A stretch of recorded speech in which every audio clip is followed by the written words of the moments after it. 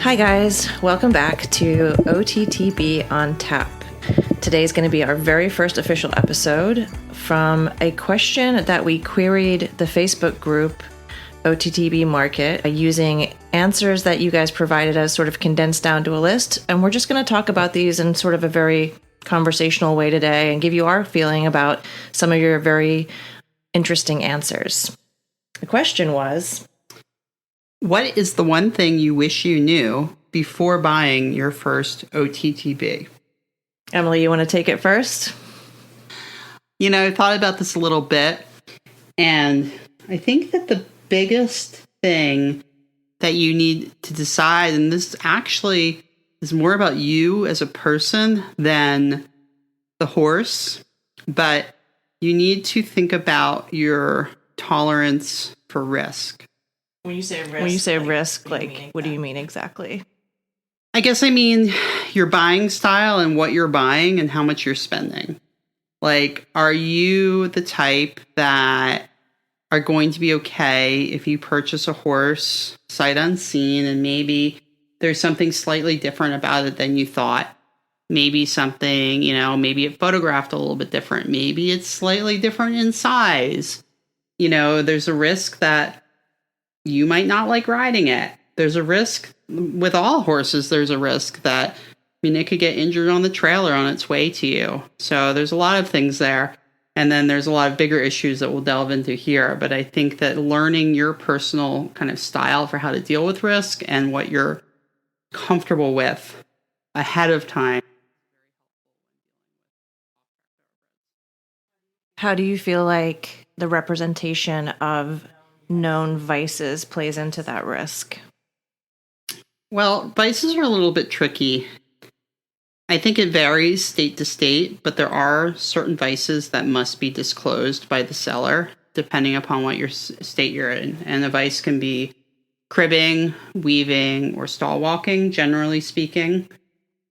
But I certainly have known horses that will do those things in one environment and not another. So it can get very tricky when you ask a seller, does it have any vices? And they say no.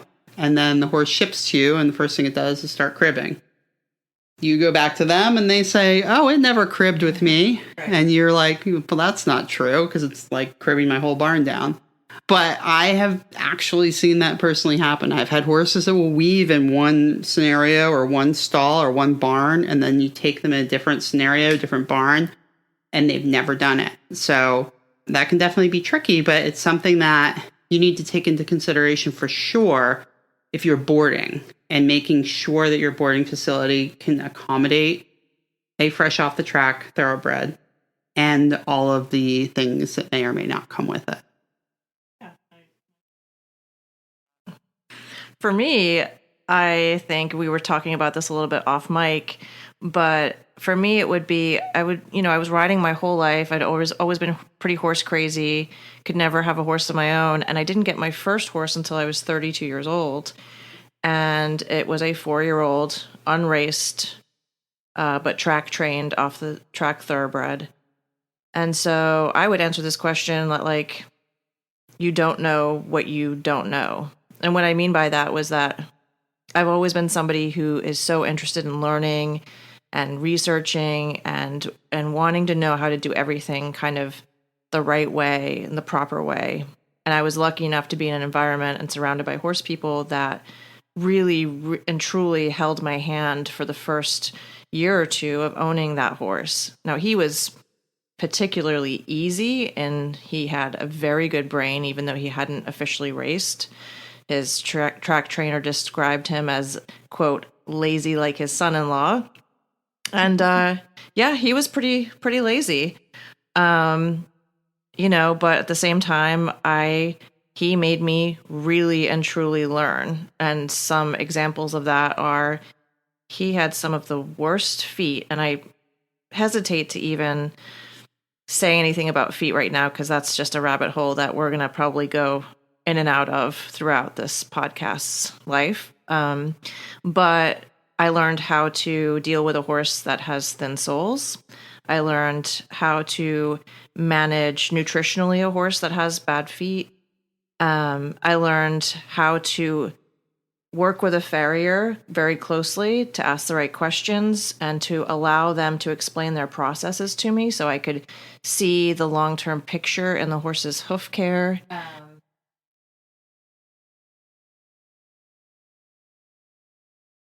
Oh my God, yes. With this particular horse, he was just constantly springing shoes. And anytime I had a plan to do anything, for example, going cross country schooling, it was like he read my Facebook post the night before and got a harebrained idea that, like, oh, I'm going to show her. We'd get out on the cross country course, a mile and a half from the trailer. He'd jump one jump and spring a shoe. And he wouldn't pull it all the way off, but he couldn't also put his foot down. And he did that multiple times. One time, including when the farrier was actually leaving the driveway after just having put shoes on him. So, in a lot of ways, I mean, I learned everything I didn't know about hooves that year. And yes, that applies to off-the-track thoroughbreds, but it also applies to, I think, any horse that you get. I will admit that I am a much better horse person for all of the things that this horse had, what some people might consider a deficit in sort of today's opinions. But he was also really fun and nice and easy and a really good first horse for me. So now we're going to dip into some of the answers from our Facebook post. And we had 320 comments as of, but I've sort of condensed them down. So if there were repeats, I just sort of generalized a little bit. We're not trying to embarrass anybody or shout out anyone's names. So if you listen to this podcast and you go, oh, that was my answer, we're not trying to embarrass anybody or call anybody out. This is going to be a community for you guys as well as for us. So first answer. First answer is how expensive they'd be to feed. So there were a lot of comments here about cost of feeding, their caloric needs, keeping weight on them, a lot of things such as that. Do you disagree?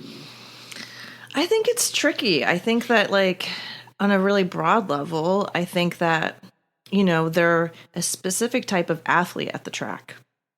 And they're being fed and given things to support that lifestyle, which when they come home from the track, there's generally a period of their body sort of going through the experience of reacting to a very different environment and a different type of feeding. I mean, that transition can be tough on some of them, but I've known plenty of easy keeping. In fact, the horse I was just talking about with the with the feet, he was fat on air, Did he come that way? No, but did I have to get myself into debt? Not really either. It just was a matter of time, patience, and also realizing that body condition has a lot to do with their muscling and their fitness level and not just about how much they're eating.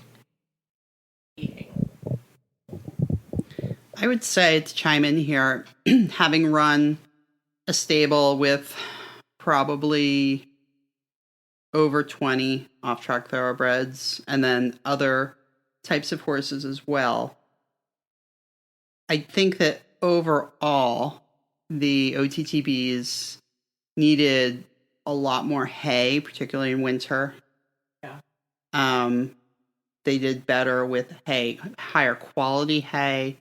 We would supplement alfalfa for them, whereas some of the other breeds of horses didn't necessarily need that. And they needed a higher quality grain with a higher fat content.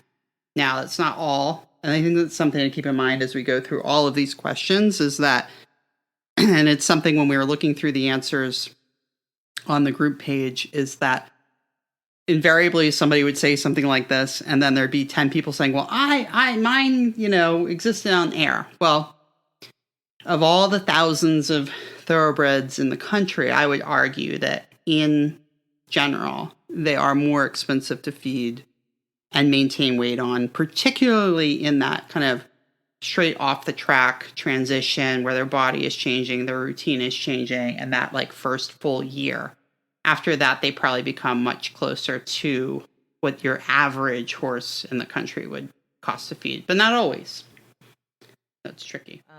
One of the horses that I bought off the backside at Parks was in a wonderful program with a fantastic trainer who we'd worked with previously. He was in great condition when we got him. However, she couldn't get him to really eat hay at the track, and he was getting something like 16 quarts of very high octane feed twice a day. And I knew that it was going to be a shock for him to transition. And that's the thing, is that, say you're buying a horse from like a reseller, they might not really know what the horse was eating at the track. When you buy a horse direct from the trainer, or you have the luxury of getting on the backside, you have a little more time to explore those ideas. So it's all a bit of a guessing game. And again, kind of doing your research and finding out what works for people that you know, and making sure that your horse is in an environment where your barn manager isn't just going to throw it what everyone else is getting. It's also regional, in terms of where you live in the United States. It can be much tougher in states where hay is extremely, it's expensive everywhere. But I know that there are certain areas of the U.S. where if you were to try and get a good quality Timothy or an alfalfa or something like that, it would just be extraordinarily expensive. Versus if you live in the Northeast or in Kentucky or something like that, it's probably still expensive, but not as astronomical. So, your quarter horse or something like that might be able to get by on a lesser quality hay that in that area is easier to acquire. So something to keep in mind there too. We're very fortunate. We're in the Northeast of the U.S. in Pennsylvania, where we have access to great pastures. Yeah. Our answer number 2, I think, it was actually a pretty common answer, was that they would want many, many more of them. And I think we can both attest to the fact that. Yeah, for sure. There were a lot of comments of, they're like potato chips. You get one, you need more. And I had that experience when I was searching for my first one once I got back from my hiatus from my original riding. And I went to the track and saw probably 10 horses or so and didn't really love any of them. Last horse of the day comes out of the barn and my jaw just dropped to the floor. And the trainer said, well, I'm going to run him one more time. And I was like, okay. And then he's like, I'll call you when he's done. Well, in the time between that and him calling me, I bought a different horse. But when the call came from the trainer, you can sure bet I was buying that horse. And suddenly I had 2. It's as easy as that. And there were definitely times when we worked together and bought horses off the track all over sort of the Eastern Seaboard. And we'd say, okay, we just sold 2 today. Let's just take a break. And then I'd get on the phone with the trainer on my hour drive home to Philly and go, I'm really sorry, but I just bought this really cute gray gelding or whatever. And it's true. They're kind of addicting. And they give back a lot. So I think that's one of the attributes that makes people like one another and another. So. Yes, agreed. They're very genuine. And when you get a good one, there's nothing like it. It's also like Christmas morning when you get a new one off the track. Yeah. It's like unwrapping a present. You get to see it move. It walks off the trailer. And a lot of times you're just like, wow, okay. There's a real athlete standing in front of you. Yeah, especially buying sight unseen. Sometimes you wire the money or go to Walmart and send the money, or a gas station, or however you have to. Or you buy a horse in the middle of the night and then you wake up and you're like, oh gosh, what did I do? What did I buy? What's it going to look like when it gets here? Is it really going to be that size? Is it going to, and then hopefully it steps off the van and you're just like, wow. What do you think about answer number 3, not doing it sooner? So I guess I would say I'd be interested in why it hadn't been done sooner. Is it because of misconceptions about thoroughbreds? Is it because of just being afraid to buy a horse in general? I do think in certain disciplines in particular, there are kind of stereotypes against thoroughbreds. And that might be what this person was hinting at here. But it seems like they were happy that they did it. How about you? For me, it was always a sort of financial thing. But then once I was kind of settled in an age in my life where, my life had a little bit more predictability, it made sense. And so, yeah, I mean, I've wanted a horse since I was 4 years old. I just had to wait till I was 32 for it to actually happen. Yeah, sometimes definitely financial, sometimes overthinking everything that can go wrong. Yeah, it just gets in the way. Gets in the way, but, not that there's anything wrong with that. It goes back to being your, comfort level with risk. Right. This answer, I think, is interesting and probably a little bit controversial. This person said that they wish that they knew that they were going to have to get all new tack. Now, we ran a resale business together, and we were lucky in the sense that we kind of made a lot of stuff work, and we weren't necessarily in a position to like get all new tack for every horse. Obviously, you're not going to put an ill-fitting saddle on a horse or whatever. I was like, but your standard loose ring snaffle with a simple bridle, maybe a flash, and a decently fitting saddle, and then you kind of wait until their bodies change and grow and they build some top line, and you get to understand what their future body is going to look like. With my 17 hand thoroughbred, I got him when he was 4, and he was just all sharp angles, and you could tell there was an incredible looking horse in there, but I knew he was going to be very slow to mature physically, and I didn't buy him his own saddle until he was about 6.5 years old. So yeah, you might have to buy new. I don't think they're that complicated. Yeah, I guess, I think this is very much a hot button issue with probably a lot of people. I know that saddle fit is exceptionally important, obviously. I think some horses are a little bit of that princess and the pea situation whereby they need that very, very super well-fitting saddle in order to perform at their best. And I would never discourage somebody that has the means from absolutely. From doing that. But I think there has been a trend of like, you need to have the, $5,000 or $6,000 saddle. You need to have the $300 or $400 ergonomic bridle. You need to have this $200 bit. And maybe you can get by without that. Maybe you can go to the secondhand shop and try to find stuff that works for now and invest that money in a trainer and lessons and, feed. All the other stuff that might be more important. Yeah.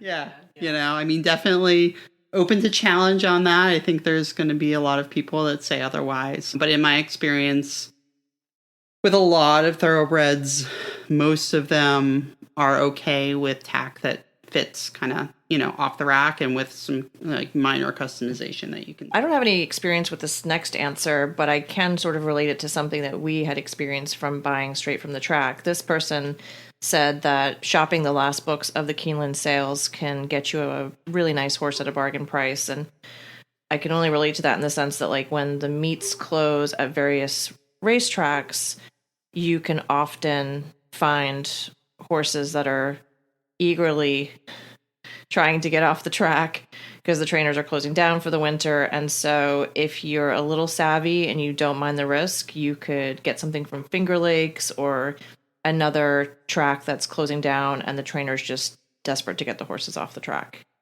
So yeah, for sure. If you pay attention to when the meets end, that is a great time to look, or just before.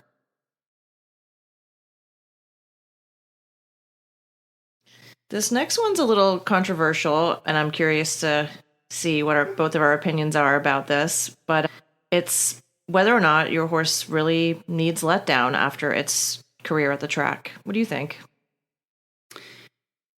Again, I think this goes to the not all thoroughbreds are the same, and also the environments in which they are entering are all vastly different, and as are the people handling them. So it's really hard to say yes or no, and to come across with this like, off-track thoroughbreds or thoroughbreds are used to being in work, 5, 6, 7 days a week, or they work for X amount a day. I do know that they have a very, very regimented schedule on the track. They get fed at a very certain time. They get ridden at a certain time for a certain length of time. They have a very specific, process throughout the day, and they thrive on that routine. So bringing one home straight off the track can be a little exciting, depending upon the horse and the training it's had and what barn it's coming from.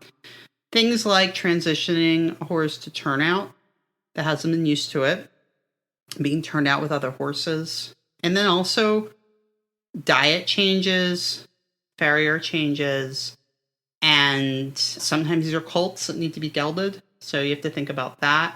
And then also just their muscling and their body and the going from the work that they're doing at the track, where they have an exercise rider that weighs X amount, and then a jockey that weighs, a little over 100 pounds. I know some exercise riders are larger, but going to perhaps a larger rider, all of those things, I think, can kind of wrap up into what you might want to call letdown.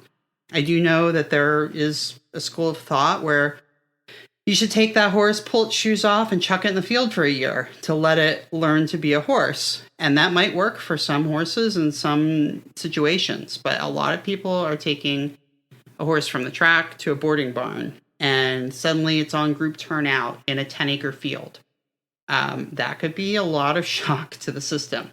So I think there needs to be, I don't know if the term is education or just kind of a stepped process of, if you have access to a small paddock, maybe turn it out there with some really good quality hay for a couple of hours.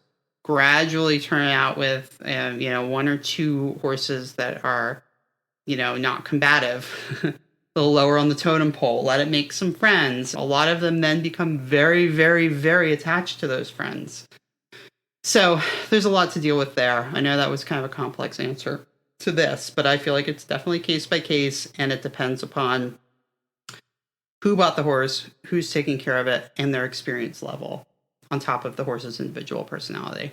And I think another thing to think about is, when you get a horse off the track, let's just say you buy it right off the track, like off the backside, just because a horse is at the track doesn't mean it's necessarily doing anything. There are horses that maybe the trainer has a block of stalls and they've got two horses that aren't really running. So those horses aren't even getting their daily conditioning in. Maybe they're going on the walker.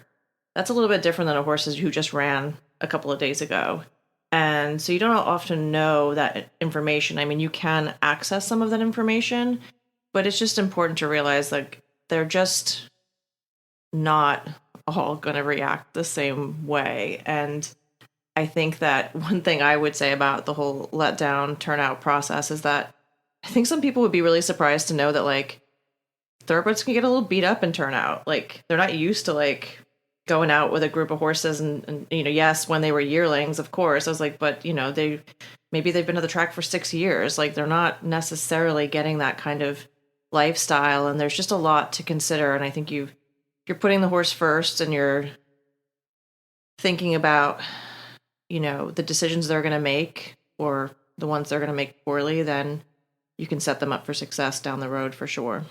I think too, it's maybe an advantage to the buyer that is at a boarding barn and is not experienced with one that is coming straight from the backside of the track to them, is a case for shopping with a reputable reseller. Yeah. Somebody that has access to smaller paddocks. Has done some of that process for you. Started the process. I think that the horses can still change greatly after that, but it is a definite advantage. And you get to kind of find out a little bit more about the horse's personality sometimes. Right. Like I know from my experience, like it's interesting how sometimes like the ones that can be really kind of hot and a little bit bargy on the ground are just beautiful and quiet to ride, and vice versa. Yeah. I'll never forget one time going to ride one of Emily's horses, and she said, well, you can ride this one because he's real quiet, and he was a little bargy on the ground, and I went out to a field and she had to run back to the barn or something to get a piece of tack or something, or put her horse away, and this horse just started bucking with me. And when she came back out to the field, I was just standing on the ground. She's like, what happened? I was like, I don't know, but he just started bucking. He never bucked before, but I don't know after that. And I don't know if it was because she took his best friend away, and we were all the way out in the field. But it's just one of those funny things where, I think the more you can find out about them as someone who might be a timid buyer, the better. It's only going to help you in the long run. Yeah. The next answer, I think, is really thoughtful, and I'm a big fan of this. The response was kind of talking about maybe not riding the horse right away, but sort of getting some groundwork and manners will really pay off down the road and how their body and mind develop. As I've gotten older, I've gotten more and more into the idea of connecting with a horse in this way, and I think it's really been very useful for my journey with horses. I very much enjoy groundwork. I also very much enjoy a horse that respects me on the ground. I'm not a very tall person, and one of the best pieces of advice that Emily ever gave me when I was working for her was to stop being small. And really what she meant by that was the horse knows if you think you're small, if you're acting small. And it changed my mindset and the way that I dealt with horses on the ground. And I would think now that I can safely handle most anything with some confidence because of some of the stuff that I learned how to do on the ground and some of the expectations I had of the horse on the ground. What do you think? Yeah, I agree with that. I think I too, as I have gotten older, tend to probably look into this more, and I've learned more. I do think that there are different kind of schools of thought within groundwork and what you're trying to accomplish. But I think as long as you are trying to accomplish a better relationship with your horse and eventually riding it, I think that there's nothing wrong with that at all. And I think it can only benefit. Yeah. And there's a lot to be said for, this idea that like if a horse isn't respecting you on the ground, it's probably not going to respect you under saddle. It's not always the case. Yeah, I don't know about that. It's not always the case, but it's definitely a good way to develop that relationship. And, if you do decide, or maybe the horse has an injury and it can't get turned out or it can't get ridden for a period of time, during this, what we call quote unquote letdown time, this is something you can still do with it that will then improve your relationship for when you are actually riding it down the road. For sure. And if you do get to the point where, and we've experienced this with selling horses, and then, they hurt themselves on the trailer before they get to the new farm, and then, the horse that they bought is not the horse that they took home now, because now it's going to have to be on stall rest for a couple of weeks. Like, it's very important to have somebody around you that maybe knows a little more, is maybe a little more confident, so that you don't get into a bad relationship with the horse. Yeah. Okay, our next answer. This one had multiple different variations to it, but came up quite frequently. And it is talking about hooves and their quality and shoeing practices. And should we talk about the barefoot thing and wrap that into this? I don't know if we really want to go there just yet. Okay, let's just talk about hooves in general and the racehorse. So Neve has talked a little bit earlier about her struggles with her first horse and his hooves and how much she learned from that. And I think, number one, racehorses do have a reputation for having bad feet. Number two, I think that there's a lot of factors that go into that, and that does not necessarily mean that the horse will have bad feet forever. Yes. Is there maybe one or two out there that might? Maybe. But there are a lot of things that you can do when you buy an off-track thoroughbred. And it also is something to look at when you are purchasing the horse and thinking about what your purpose is and what your goals are.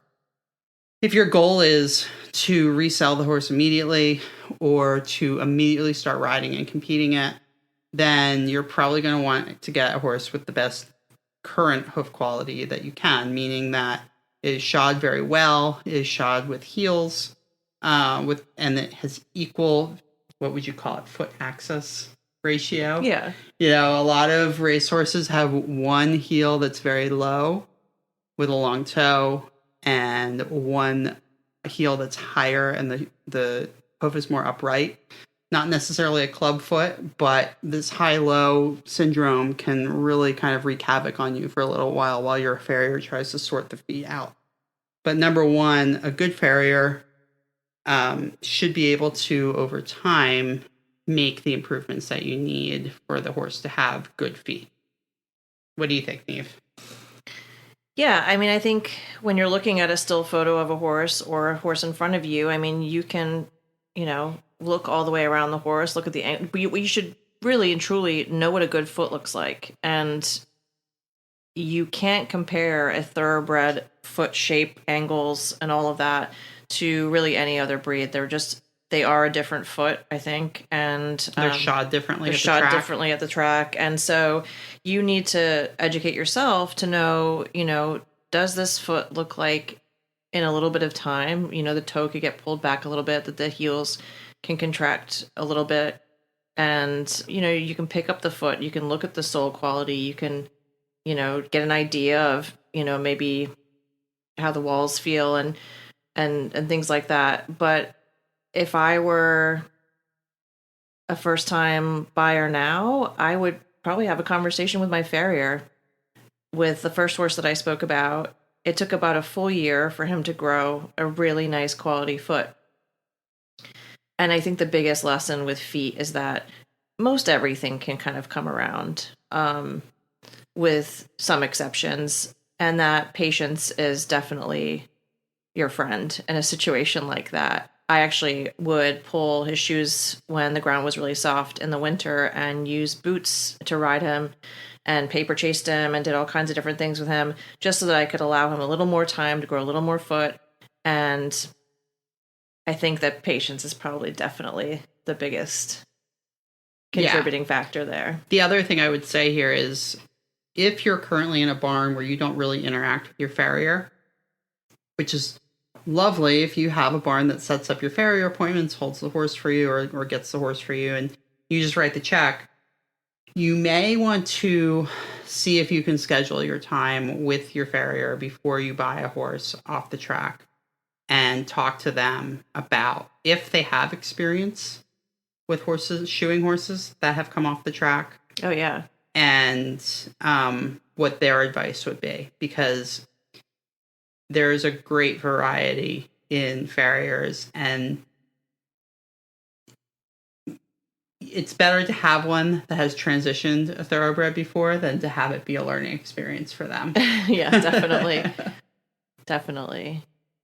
And sometimes, if you do decide to vet a horse, a lot of vets are pretty darn savvy in terms of hoof care, but you don't learn how to ask the right questions without having those conversations with your farrier, doing your research, asking people that you trust and know around you.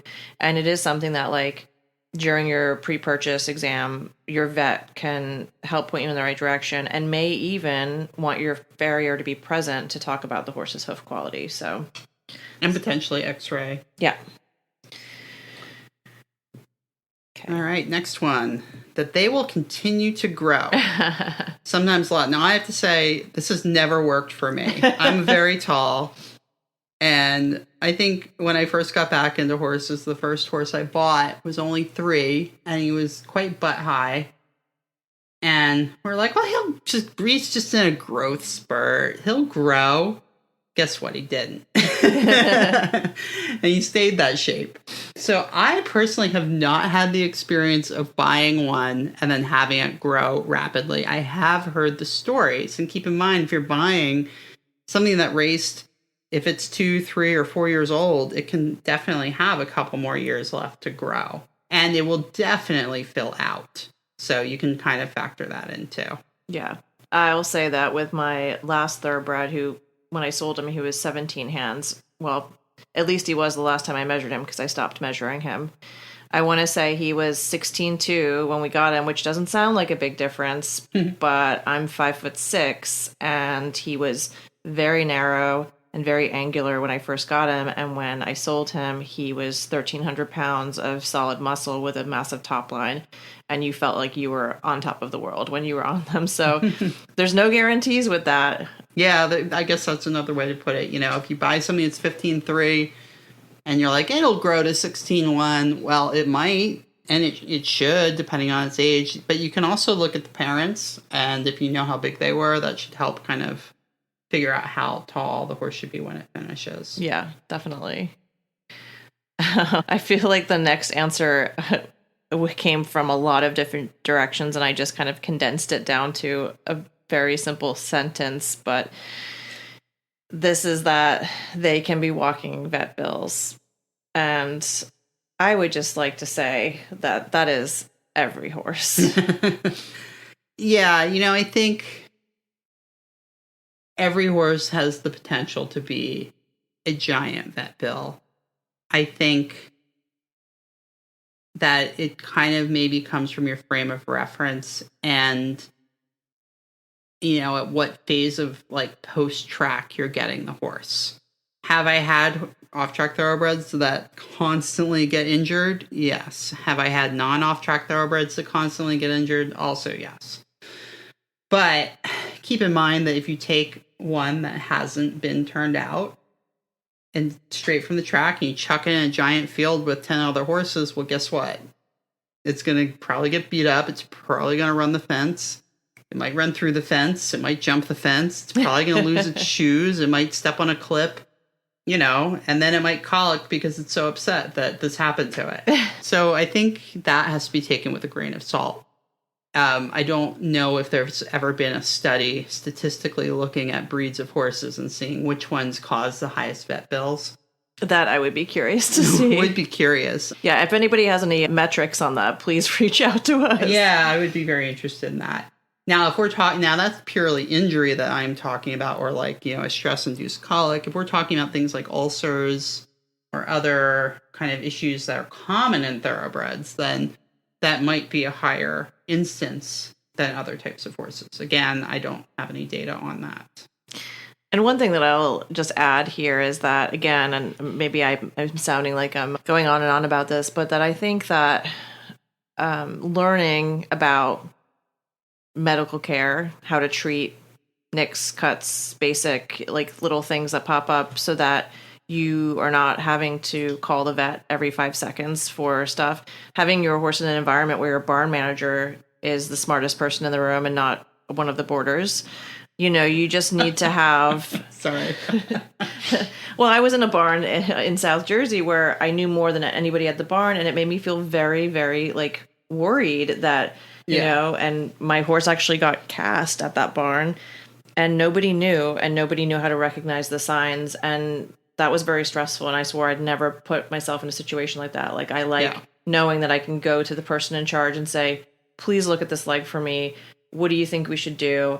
Should I sweat it overnight and see in the morning, et cetera, et cetera? I was lucky to work with you, who has your HA from Pony Club. Yeah. And basically, when the weather was bad or we had time in between things, would show me how to bandage things, how to care for my horse in a lot of ways that I had never been taught in my entire life. And I think this, for me, comes back to the fact that I know a lot of horse people who have owned horses their entire life and don't know enough about actual horse care.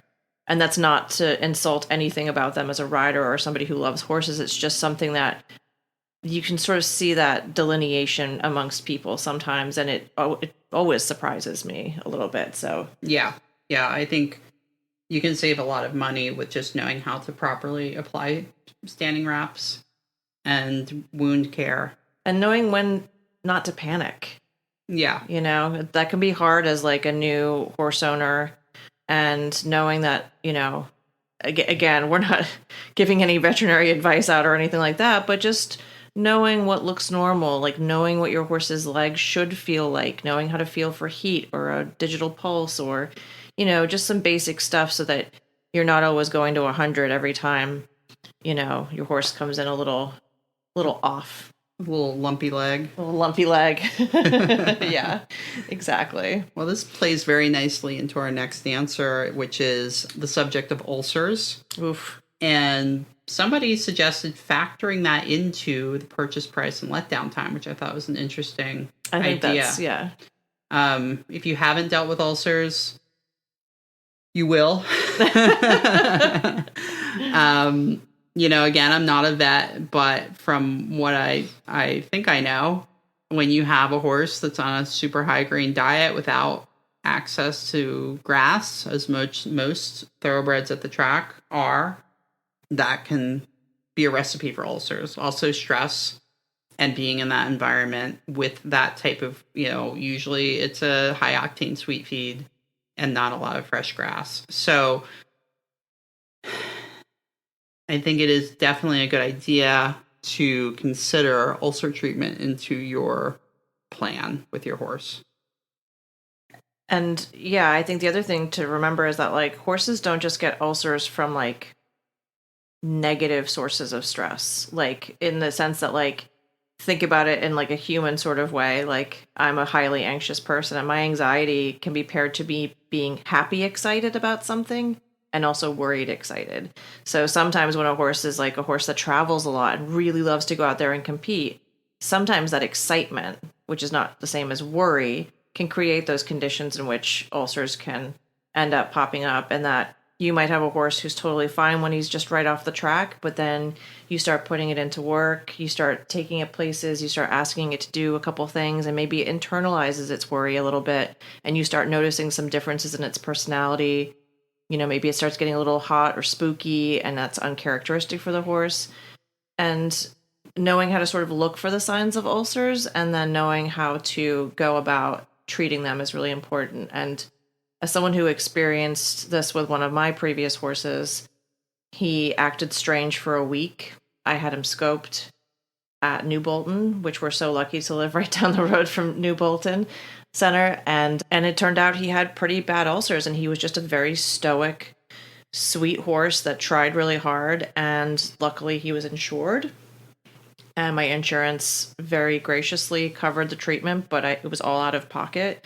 And so I think it's important to sort of squirrel away some money or get a good insurance policy to sort of prepare for, like Emily said, when they will likely have some sort of issue with ulcers in their life. That's the other thing I learned is that a lot of insurance policies will cover it. Yeah. But the horse needs a certain level of ulcer in order. And they must be scoped. Yes. I had a very crabby horse that did not like to be touched or groomed or blanketed or girth tightened or anything. And thought, oh, it's got to be ulcers. Got him scoped, and no, he did not have ulcers. So it's also not always the answer, believe it or not. Yeah. If you listen to Facebook, it's always the answer. Always. But it definitely is not always. But something to think about and look into treatment plans. I know there are a couple of options out there, but a lot of them are quite expensive. And then after you do treat for ulcers, you often have to adjust some of the way that they get their feed. Maybe with my particular horse, every time he was worked, we gave him a little snack of soaked alfalfa, and that just helped settle him so that he didn't have a rebound version of ulcers. So that's something that you want to talk to your vet about, like, how long do we think these have been there? How long do you think it's going to take to treat them? And what is the rate of reoccurrence? And so it just gives you something to sort of expect. And also to kind of prevent or preempt, like... Exactly. If he gets very nervous about shipping or going to shows, maybe you give him a tube of, ulcer treatment before you go. Yeah. To help it flaring up again. Just like, taking some Tums or omeprazole yourself. Exactly.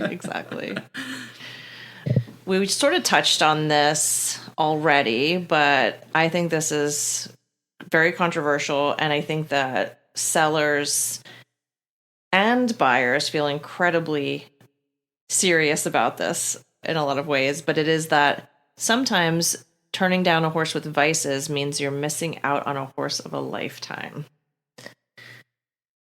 Yes. So I will say this. I feel like, there's two sides to this story. If you board your horse and they will not accept a cribber, then what are you going to do? What are you going to do? Right. And that was a hurdle that we faced. We didn't get too many cribbers, but I had one that was so fancy, so lovely, just stunningly beautiful horse, great to ride, and had the toughest time selling him because most amateurs board at boarding barns, and we kept running into my boarding barn doesn't allow cribbers. It didn't matter that he didn't crib with a collar on. They just wouldn't take them. They have like a flat policy of... Yes. So it is a major hurdle. And I don't know how to get around that, There's not much you can do unless you're going to say, hey, I'll cover all the costs of replacing the fence or whatever. Now, on the other hand, there are boarding barns that don't care and won't even I've had cribbers of my own that they wouldn't put cribbing collars on. That would annoy me because I get there and the horse be cribbing up a storm and collars sitting right outside the door. So there are two sides to that. I will say, too, that of the horses, some of the greatest horses I've ever known have been cribbers. Yeah.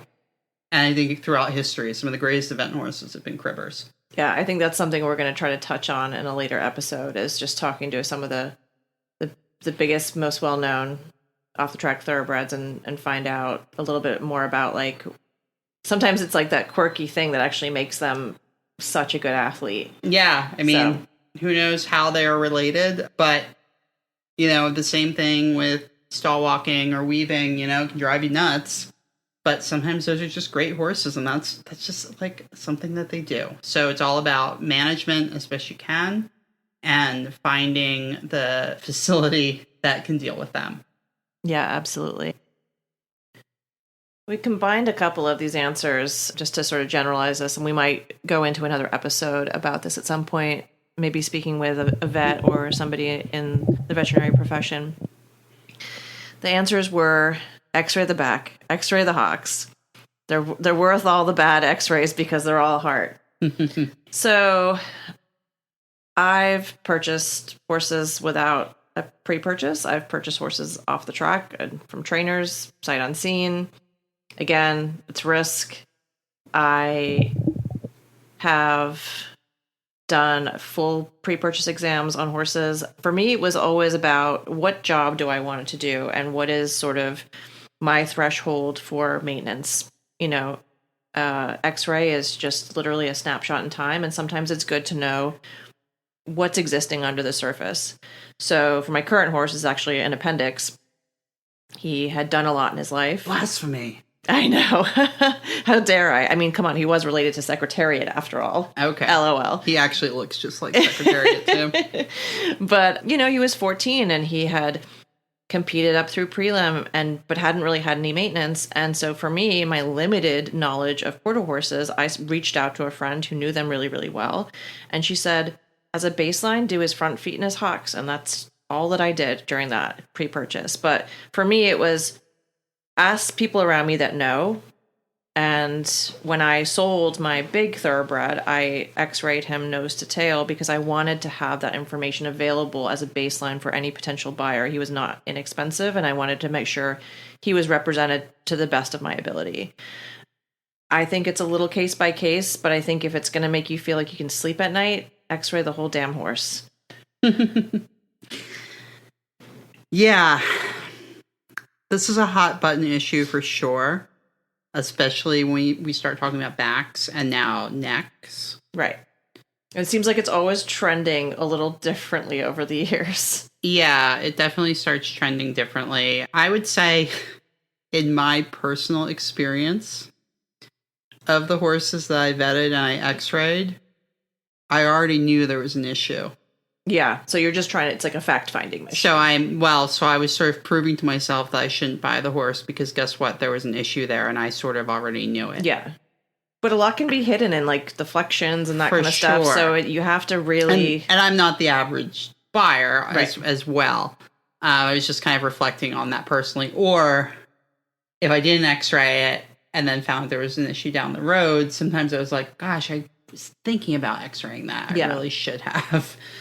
Well, hindsight 2020. But yeah, I think it's, for me, a definitely case-by-case basis. However, I will say that with the current environment that's going on, it has made resale very difficult for horses that have imperfect x-rays. Yeah. Particularly in the back. Yeah. I think as more and more research gets done into this, we'll find that may change. Just the sheer number of horses and off-track thoroughbreds that will x-ray with close vertebrae or touching vertebrae in their back. But if it's not clinically bothering them, it doesn't matter.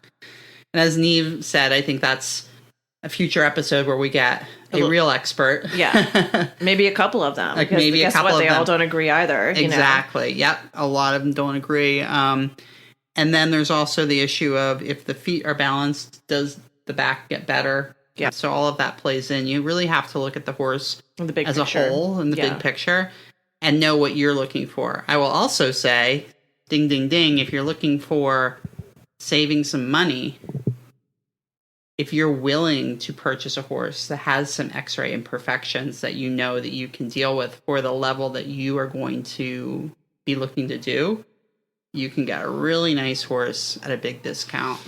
Because it has a track history of being good at its job for a certain amount of time and has been sound and maintenance free and et cetera, et cetera. Again, like kind of knowing how to ask the right questions. Another thing I'll just kind of chime in here and say is that like, and we're going to get into this in another episode, but when you look at a horse's race record, for example, say you're buying a horse right off the track and there's a big break in the record, that's your opportunity to ask the trainer and hope that they're going to give you a response candidly on like what might have happened. Why did the horse have a break? Sometimes the horse doesn't have the right conditions to run on the track, but more often than not, maybe they had a little soft tissue something here, or maybe the horse just was a little just trying not as hard as they thought it could, and so they just gave it some time.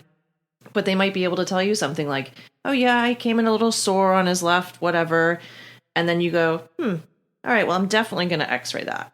Because you're getting a little bit of information, and maybe they just thought that time off would fix it, and the horse went back to race, and the horse was totally comfortable and like whatever.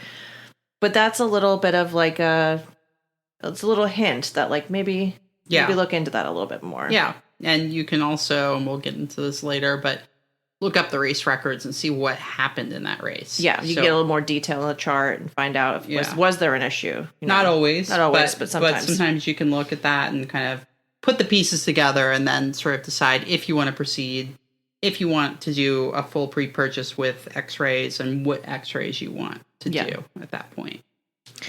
I think the next answer is kind of funny, but it's to not get scared off by people who dislike them. And maybe it's because I'm surrounded by people who absolutely adore them. But I have certainly been in situations where people are like, you own an off-the-track thoroughbred? Oh my God, like, oh, how fast does it go? Or is it wild? Or, and it just kind of makes me roll my eyes a little bit and giggle because they've given me everything and then more after that, really. So, yeah, I think what you hit on here is, A, don't be scared off, but also find your people. Yeah. Even if they're not at your barn. Find people locally or on Facebook or, through our group. There's just so many groups, yeah. Where you can, really, talk about the great things that off-track thoroughbreds do. And I think we touched on this earlier, but yeah, I think certain disciplines kind of turn their noses up at them because for very good reason. I mean, European warm bloods in particular have been bred for a very long time to do certain things, whereas racehorses are bred to run fast, right? So that we take them from that career for what they are bred for, however long, and are able to do so many different things with them and excel at the upper levels in every discipline really shows just the heart and character of a thoroughbred. Yeah, absolutely. And I'm going to tie this into another answer that's coming up closely behind this one, but I would say that it's just incredibly important to find a trainer that knows thoroughbreds, has trained them before. You could have a dressage trainer who has competed in the Olympics and can't ride a circle on an off-the-track thoroughbred. And I'm only saying this out of like firsthand experience. Like, it's just, you can be an incredible rider and have not a lot of feel for riding a thoroughbred, and it's just going to make your life 10 times more difficult if your trainer is not able to step in and help you and guide you through the process. So I would really caution you to work with a trainer that really knows and understands them. Yeah, I think was in a different post, but a discussion started going about how much thoroughbreds do know, but they just get asked in a different way. Yeah. So they know how to do all the things that you want them to do, basically. Right. Maybe they don't necessarily know how to, engage their hind end and come on the bit at the trot, but they probably do. Right. And maybe they don't really know how to jump, but guess what? They're super athletic and they're going to figure it out. But they've been asked in a totally different way. So it's a little bit like a different language. Yeah, I was going to say, you need to find someone who speaks their language. Yeah, especially for the first few rides. Yeah. This sort of ties into what we just said. Is that, a lot of people can make them a lot more complicated than they are. And I've dealt with this even with people that I've been, close to throughout the last 10 or 15 years, is that, you can make the simple thing the hardest thing. And for me, it's always been about taking more away and just really simplifying things. And that goes for sort of all aspects of owning them. But what do you think? I was just looking this up. Isn't that the meaning of Occam's razor? Yeah. Yeah. The simplest solution is the best solution. And yes, it's very easy to overcomplicate them. But I think that's a lot of a humankind problem, not a horse problem. Yeah. They just want their food and to go, get some exercise and see their friends and make you happy. Absolutely. We talked about this a little bit a minute ago, but a couple of people responded that to do your research on their past, their trainer and race record. And we're going to do a full episode about this down the road, but you can do some fairly basic sleuthing on your own just by learning how to read the race record, look for gaps, know which tracks can be a little bit harder on horses, and know how to read the chart that has notes about the races. And it's all free. So you can look up the Jockey Club number and all of that stuff is right there. You've got results, you've got their pedigree, you've got their trainer's information.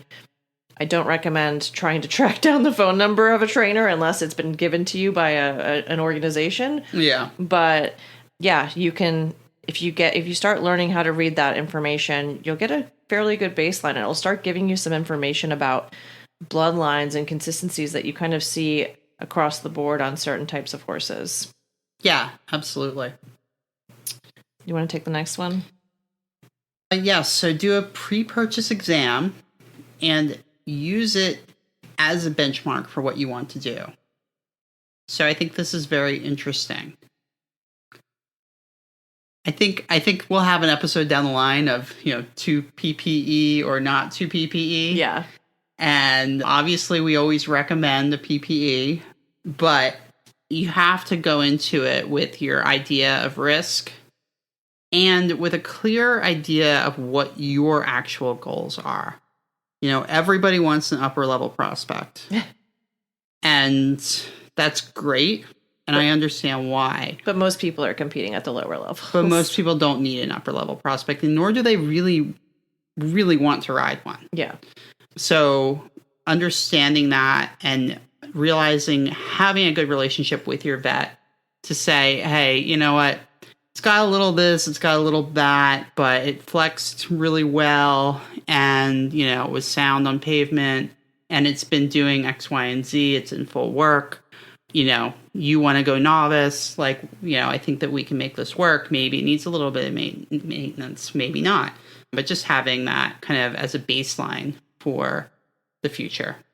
And using it as a tool of okay, yeah, it might need a tox injected once a year. Yeah. Guess what? Most horses do. They're out competing. And the other thing that can be said, which is sort of the flip side of this, is that and I've personally had this happen where I knew a horse's background. It was doing the job at a couple levels higher than what I wanted it for. On paper, perfect. Loved the horse. And I had access to x-rays and medical stuff. So I did a fairly straightforward PPE on it. And unfortunately, it was not actually sound at the time of the vetting. And one of those issues that was found during the PPE related back to a disclosure that the seller had made to me. And this was nothing against the person selling the horse or anything like that. But for me, knowing what I know, I couldn't take that risk, knowing that I might now have to go down like a little bit of a rabbit hole. So I think it's important to remember that when you do a PPE, you might get your heart broken a little bit, and you might have to step away from a horse that, for all other reasons, is perfect. So there is a flip side to that, and that is like once you start looking, like you may find something that you've already decided you're not willing to deal with. So, on the other hand, being unnecessarily picky yeah, on your OTTB will drain your bank account and so fast and make your budget so much smaller. Yeah. So that's why I think having that clear idea and picture of what you need to do, what you want to do, what your goals are, and talk to your vet about what you can deal with and what you can't before you get to the exam. Yeah. And honestly, like for all of the PPEs that we have encountered, the first 2 questions out of the vet is always to the seller, tell me the history of the horse since you've had it, and to the buyer, tell me what your goals are and what you'd like to do with the horse. And any good vet is going to take those 2 pieces of information and possibly nothing that they knew about the horse at the track and use it as their basis for starting the exam. You can also, I think another reason to have that conversation before the exam even begins is that if the vet finds something along the way that they know is going to be a deal breaker, they can call you or pull you aside and say, hey, look, it's got this. I don't think you're going to want to deal with this. Yeah. Or here's your options. Do you want me to proceed? Right. So that saves everybody time and might save you a little bit of money. Yeah, absolutely. I think I want to jump to goals. Okay. So we have a really interesting one here, I think, and I really love this. And as someone who used to work as a reseller, it was really one of the favorite parts of my job. But what this answer was is not to set goal boxes for them until you see what job they like to do. And I think this is really important because this can also be a little heartbreaking. Also can be very heartbreaking. And it depends on how and when you're purchasing this horse. But if you are purchasing sight unseen or going to the actual track, you really don't know what that horse is going to want to do. It may be built and move for dressage, but yet can't handle the confinement of, doesn't like the lifestyle. Doesn't like it. Wants to go run and jump. It might look like it'd be a great eventer, and guess what? It's terrified of ditches and terrified of water. Or it won't pick its feet up. Or won't be ridden out of the ring. Yeah. So being able to get the horse home and evaluate it and or use a resource like a reseller that is trusted to evaluate these horses and say, yep, you know what? This one would be a great fit for an amateur that wants to do like up to 3rd level dressage. Or this one would make a great hunter derby horse. Yeah. It's super fun. And I always loved to let the horses kind of tell me what direction they wanted to go into. Because especially as an amateur, which I am now, trying to force the round peg into the square hole or however that goes, it just doesn't always work. And if you have goals and the things that you really, really want to do in your own riding career, you need to make sure that the horse wants to do that too. Yeah. Yeah, absolutely. Okay. So this answer was that they wish they knew more about bloodlines and possible genetic issues associated with particular bloodlines. Now, I'm going to admit here, I don't know a ton about this particular subject, but I do know that there are people that are, and we will probably try to find somebody who actually knows a lot about this to interview on a future episode. But there are some things that have traced back to particular bloodlines. Emily, do you know anything about that? I kind of took this answer to be a little more general about bloodlines and then adding in the genetic component. Okay. I think that educating yourself about bloodlines is extremely important if you're going to be buying, especially off the internet. Mm-hmm. And if you really want to get like a good debate going, just ask people about bloodlines on one of the groups. Yeah, Stormcat, yes or no, Neve? Yeah. Well, I mean, I've had a couple of nice storm cats, but people, they can be extremely polarizing for people, and you will get so many opinions about it. I think we should have a game show one day, as an episode with like a yes or no, yeah. bloodlines. But I can look at particular pedigrees and bloodlines and formulate a picture in my mind of what I think that horse is going to look like, act like, move and jump like. Yeah. Not always. It's not an exact science. It's not a science. It's sort of like a weird thing that I think just through experience with different lines, you sort of generate a feeling. Like I mentioned, Stormcat, for me, I don't love a horse with a ton of Stormcat in its pedigree, meaning like if you see it 2 or 3 times in there. Yeah. I would not say no to an otherwise fantastic horse, but I would have in the back of my mind, this one might be a little hotter. It might be a little sharp, reactive. I probably wouldn't necessarily look at this for like a 70-year-old woman to do a walk trot dressage horse. Right, or somebody who wants to ride 2 days a week. Having said that, there are exceptions to everything, and you always want to look at the horse in front of you, but I think it helps you generate a picture in your mind of what these horses might look like and what their athletic ability might be. I do know that there are a couple of lines that are known to have certain unsoundness issues. I don't want to mention what they may be at this point. I would rather have more of an expert and save that for another. But I do know that there are some lines. There are some metrics with that. That have some unsoundnesses related to them. But they are also lovely horses and nice movers and, all that stuff. And again, it's all just a crapshoot, It's like... 100%, yeah. Like, it's just more of like the summary of a job description. Yeah. It's like the overview. Yeah. And then you kind of get into the nitty gritty. Is like the overall picture of what the horse could be, and then you see what it really is in front of you. This answer was that, and this is a very specific answer, was that they wish that the horses knew how to tie properly.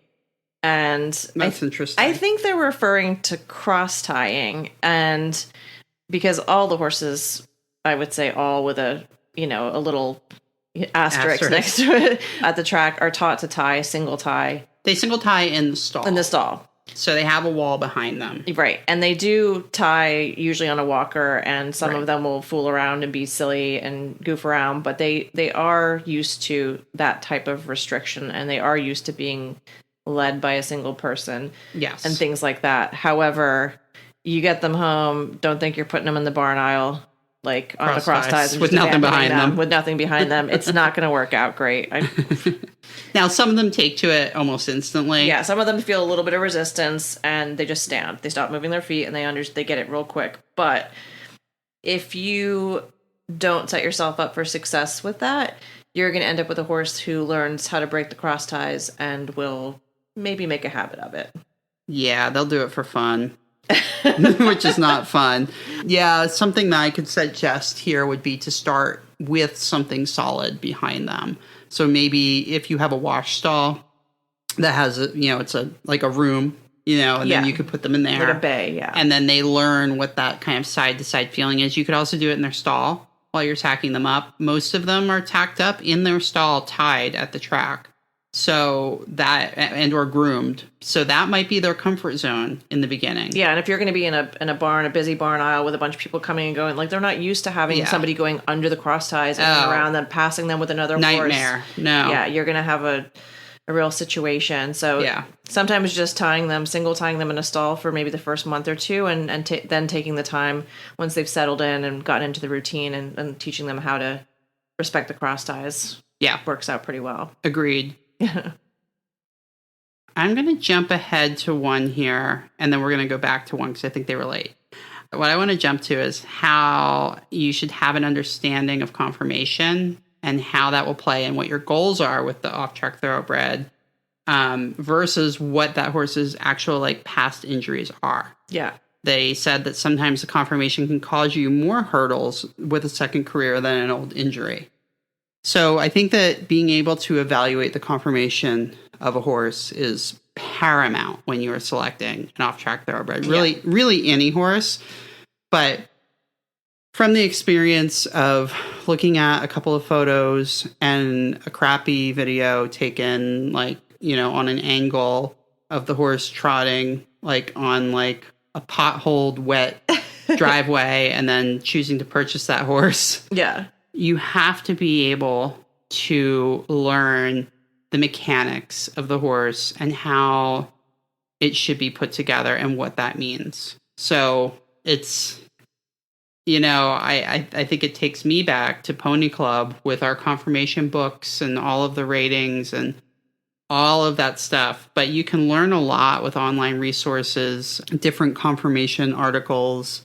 I think it'd be really, really fun to have members, you know, submit photos and have us guess what their discipline is. Or something like that. But the other part of this answer here is that evaluating confirmation versus past injuries. And I think the big thing about confirmation, other than how will it move and jump, is how will it hold up and what injuries are it going to be prone to. You know, if it has super long pasterns, it's going to be a really springy, really pretty mover. Right. But does that predispose it to any injuries? Right. Like maybe that's going to be harder for it to jump, you know, or not harder for it to jump, but it's going to create more wear and tear on the tendons of the front legs, you know? And if it has an old bow, it's probably more likely to rebow it if it has confirmation that predisposes it to that. Yeah, absolutely. I think also like this kind of ties into another answer, which was about how when you're looking at horses, say on a website like Cantor or a reseller's page, you know, the people working for particular resellers or for like places like Cantor, like they don't have a lot of time. They have limited resources when they're there. They're standing the horse up the best they can. They're often there in like not great conditions. And so, you know, they might have 5-10 minutes per horse versus like a reseller. But learning how to assess a horse's conformation from a still photo in one of those pictures and know that like people that can be really good at hiding different things by standing the horse a certain way or trying to make it look a certain way.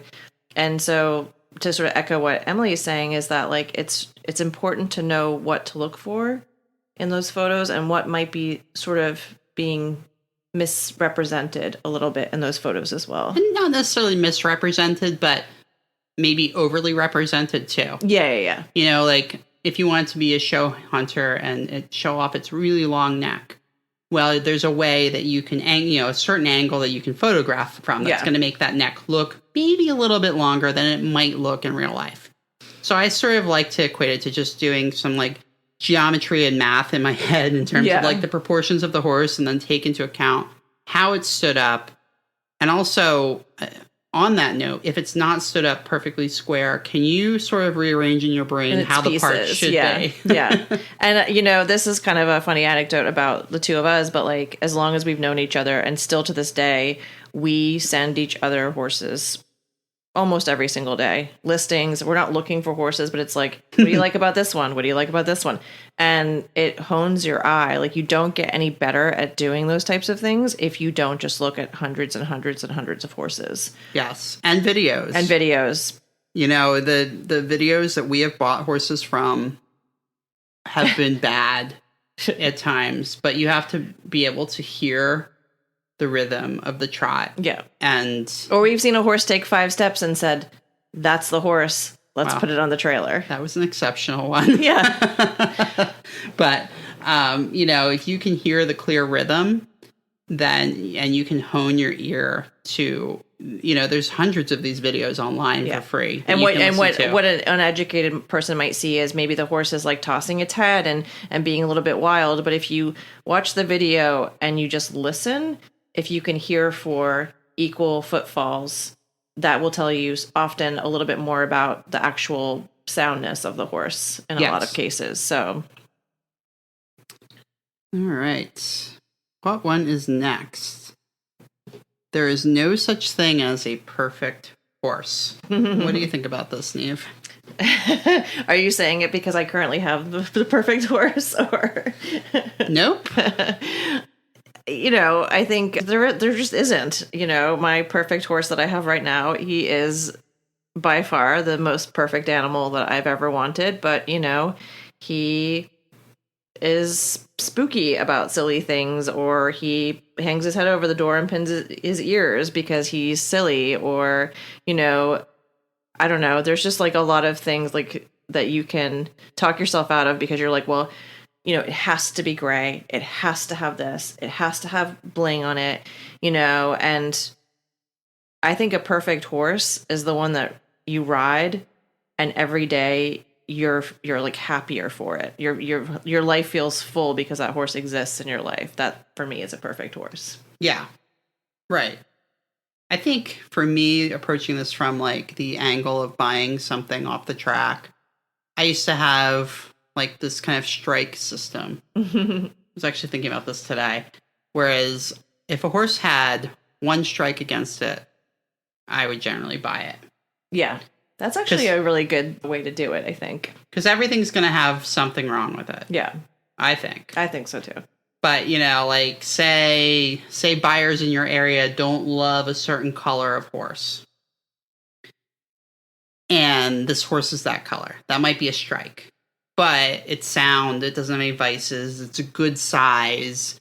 It's either a mare or a gelding, whichever you prefer. All of those are the positives. But, it's got this one kind of like trivial thing against it. I think you still buy it. Yeah. And that's why I think you need to kind of go into it like that. Now, say it was that color, but it also was smaller than the typical buyer in your area would go for.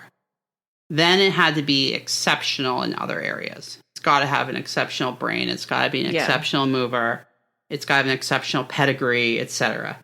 It has to kind of balance out that strike. If it had 3 strikes against it, it would be a no. Yeah. But 2 strikes was always a maybe, and 1 was like a given. Something's going to have 1 strike. Yeah. So, yeah, I mean, there's also no perfect horse for everybody. So going into it with this visual picture in your mind, I think really does not set you up for success. And that's set you up for driving a lot of people crazy along the way.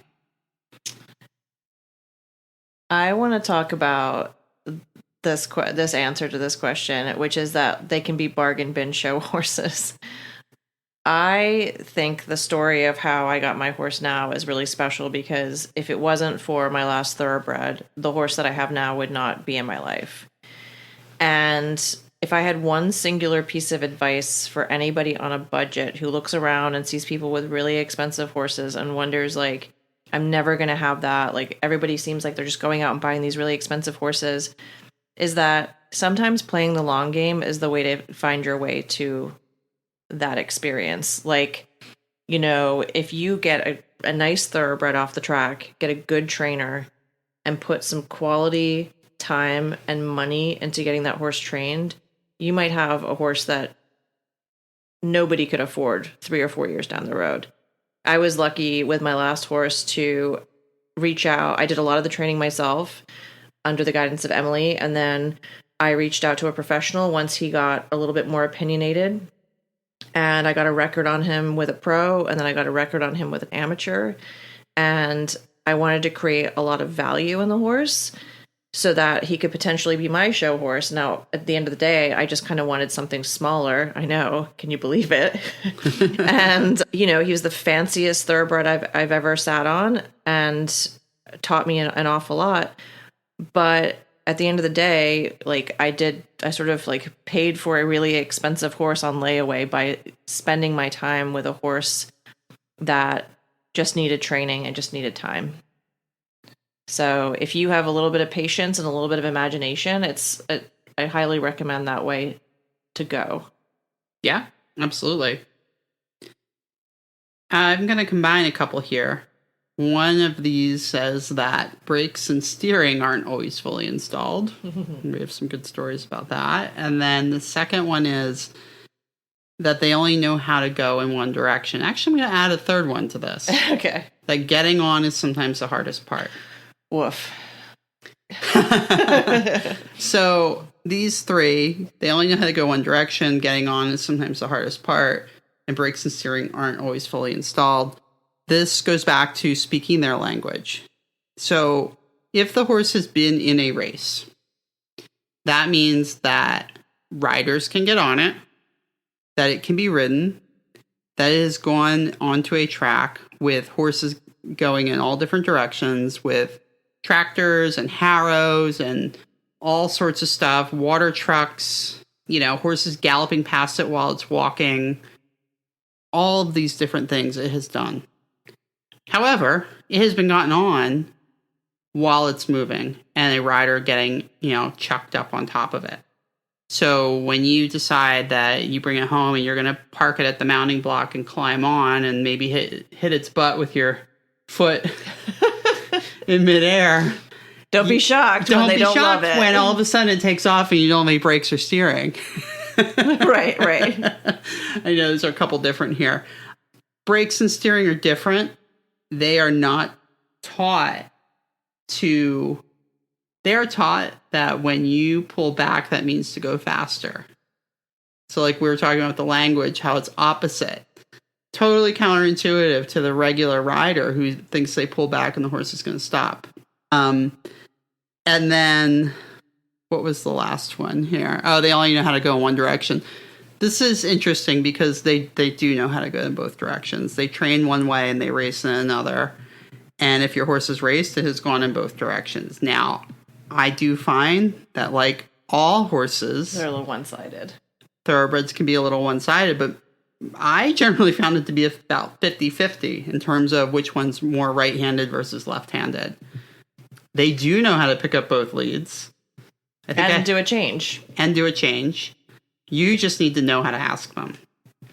And this is actually kind of a funny thing to contribute to this conversation, which is that I didn't realize until I was a couple horses in and many, many working student horses in, is that I personally am extremely one-sided. And I have a very difficult time balancing and riding a horse that is weaker on its right side. So it seems like a weird thing or like a weird thing to ask a seller, but I literally would ask sellers like, is this horse more right or left-sided? Because I needed to know, because I knew it was going to be a frustrating part of the training process for me when I was looking for a horse of my own. So absolutely. Yeah. And then I think we could probably wrap up. I think the last one is the best one is the best one. Yeah. That there's just a lot of luck involved. 100%. And there's no 100% with these horses. Like, they can be easy keepers. They can be not easy keepers. They can be anxious. They can be calm. But there is a process that if you follow for most of them, you'll end up with as successful as you can be. Yeah, and they'll just give you back everything that you give to them. They're just really incredible, thoughtful, intelligent, kind, and generous creatures. And I'm not really sure if I'll ever own another horse as special as some of the thoroughbreds that I've had. But yeah. So I hope you guys enjoyed listening to us go through some of your answers. We're going to follow this up probably in a couple of episodes with sort of the reverse question of the one that we just asked you.